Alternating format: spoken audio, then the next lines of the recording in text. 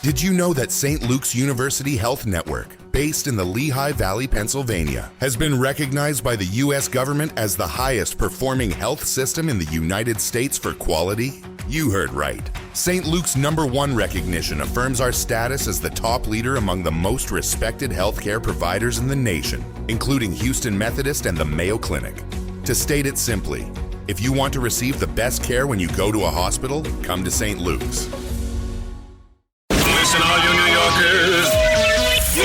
Taxi! Okay, man, we're looking around. This is the 77 WABC minicast. Welcome back. Iran. Stalemate. We win, we lose. It's over tomorrow. It's not over tomorrow. We've been all over the board on this one. One of the smartest people I've spoken to on this issue is Andrea Stricker. She's the Deputy Director of the Foundation for Defense of Democracy's Non-Proliferation Program and an FDD Research Fellow. She's an expert on nuclear weapons proliferation and counter-proliferation, open source proliferation, and policy analysis and strategic commodity trafficking. Very big on proliferation. She has extensively researched and written on Iran's nuclear program, its history, and the regime's proliferation efforts. Andrea wrote a piece which I think is right on, and I want to ask her a caveat. The president's plan is opposite what was called the JCPOA plan, which was signed in 2015, I believe, by Obama and said by 2030 or something like that, or 31. Then we would have made sure that Iran didn't have enriched uranium, couldn't create a nuclear weapon, and that what the president has done has made more progress than the JCPOA. And the president has destroyed much of the military complex, much of the enriched uranium, much of this, the apparatus to create a nuclear weapon. But here's my query. The premise is victory is a resolution whereby Iran cannot build a nuclear weapon. They can't enrich more uranium. They can't reconstruct centrifuges. And much of what you have said in the past is we have to have an international force on the ground, which we've done before, that monitors what they're doing. I don't know that Iran will ever agree to that. And I don't know that our bargaining position is getting any stronger. And that is total submission for Iran, right? That's ceasefire, we'll open the Strait of Hormuz, and yes, we will will allow an international agency to come in to monitor what we're doing, speak to our scientists, etc. That is like total capitulation. Total capitulation. Let's say you don't get total capitulation. Is there victory without that on-the-ground international task force team, call it what you will, monitoring? They say, we'll sign an agreement that says we won't do it. We'll have a committee that we put together jointly. But if they don't agree to that international team on the ground, what do you say? What do you write? Well, thanks for having me, Governor. I think what you're describing puts the U.S. in a really tough position, because if they're not getting the IAEA, the International Atomic Energy Agency, or a similar UN inspection team or some kind of foreign team in there to fully dismantle the facilities that the U.S. demands to be dismantled, the enrichment capacity, and to shut down some of these underground facilities, and, for example, also fully declare their past nuclear weapons work, clearly you don't have much of a deal there. I think it's worth describing for people what the Trump administration is seeking. First, they're seeking a very long ban on enrichment. So they first demanded an indefinite ban, so no more enrichment, dismantle it all. Now they seem to have shifted to accepting Iran's position that they need to be able to start enrichment at some point. That's concerning because any enrichment and anything that the regime is allowed to keep in place in anticipation of the end of a moratorium would allow them to enrich weapons grade, we have to assume, as soon as Trump leaves office. And so they have to prepare that this could just be really a 2.5-year ban while Trump is in office. But the US is looking at a 20-year suspension of enrichment. That's still better than the JCPOA, the 2015 nuclear deal, which allowed Iran to enrich to a low level. It allowed them to stockpile some enriched uranium and to keep around 6,000 centrifuges active, as well as their underground sites, and not declare all their past nuclear weapons work. So I'm in total agreement that there is a huge uphill climb to getting Iran to agree to anything like this. And I'm not sure they're in the place, and I'm not sure they have had enough pain to where they're willing to capitulate. That's my issue. If you read the tea leaves here, they are recalcitrant. They are not capitulating. They don't seem, yes, we've done all this destruction. Yes, we just had Mark Halperin on the phone. They can't pump oil. They're going to be economically devastated. Yeah, but they're also telling us pound sand.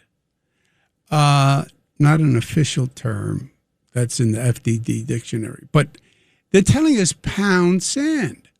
To go from that position to, okay, we'll accept an international professional on-the-ground monitoring system for 20 years. I don't see it. I don't see it. And then what do you say? Well, they have had the IAEA in there inspecting, even throughout these past 2.5 decades of their illicit nuclear work, even during their pre-2003 nuclear weapons program. So they are used to having the IAEA in there. But, I mean, do we really see the Iranians at this point in time agreeing to hand over their enriched uranium stockpile? That's about 9,000 kilograms of material that's entombed in the 3 facilities that the U.S. hit, the Fordow enrichment plant, the Natanz below-ground plant, and then the Esfahan tunnels, where there was a new enrichment plant under construction, and now the Iranians don't have access to all of this. And 440 kilograms of the 60% highly enriched uranium that could be used in a nuclear weapon directly. I don't know if I see them really agreeing to let the U.S. take possession, even if they did let the IAEA in there to recover it, or a different team. Trump certainly wants to have that stockpile as a prize for the U.S. and Israeli efforts. There are other options. They could send it to Russia, which first took possession of their enriched uranium under the JCPOA. The IAEA even has a fuel bank in Kazakhstan where the Iranians could potentially send it. It would be a neutral third party to take possession of it. But again, if we don't get all that enriched uranium out of there, then the Iranians will surely try to recover it as soon as an amenable U.S. president is in office. And for now, we have, of course, Trump's policy of denying them access to that stockpile at all 3 of those sites. He says that they've got 9 cameras on the facilities. Perhaps he means satellite eyes. But it's positive that he's not letting anyone get near the sites. I'm not sure that's a long-term plan. And we know without the IAEA in there determining the absence of military nuclear activities, that they will likely cheat as soon as they can. I am with you, and we are in agreement, which makes me feel good because you are a very smart person. So I'm flattered that I'm in agreement with you, but I agree 100%. Their signature is no good. The paper it's written on is garbage. Their word is no good.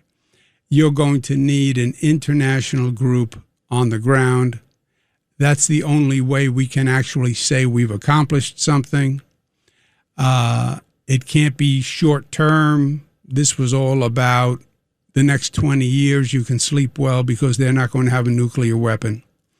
I'm afraid politically, the way the dynamics are shaping up, the president's strength in negotiation reduces as we get closer to a midterm. You don't have to worry about the politics, but someone who's in politics, I know they're worried about the midterm, and their appetite for economic pain is greater than our appetite for economic pain. And if we make a half a deal, if the president comes back with half a loaf and doesn't have that monitoring on the ground, I think it will have been, it will have done good. It will have done a lot of damage, but it will not have done what we hoped it would have done. Right. And I mean, we shouldn't discredit what the U.S. and Israel have achieved during the two conflicts. I've got a running tally on FDD's website of the sites that they have struck. So I'm tracking from the June 2025 strikes, 12 to 14 fuel production sites relating to uranium and plutonium, 11 sites related to fabricating the nuclear device, and 12 scientists. And then during this conflict, we've mostly seen Israel going after additional sites. So 4 additional fuel production sites, 8 or 9 weaponization facilities, and 8 more scientists. So we have seen a major degradation of their capabilities. For the first time in 20 years, Iran is no longer enriching uranium. They don't have access to the enriched uranium fuel. And they have far less capacity to actually build a nuclear weapon in terms of the facilities, the equipment, and the people that you would need. I think it's put them back by about 2.5 years, whereas before the strikes, they were probably 6 months from being able to construct a crude nuclear device. So these are serious wins.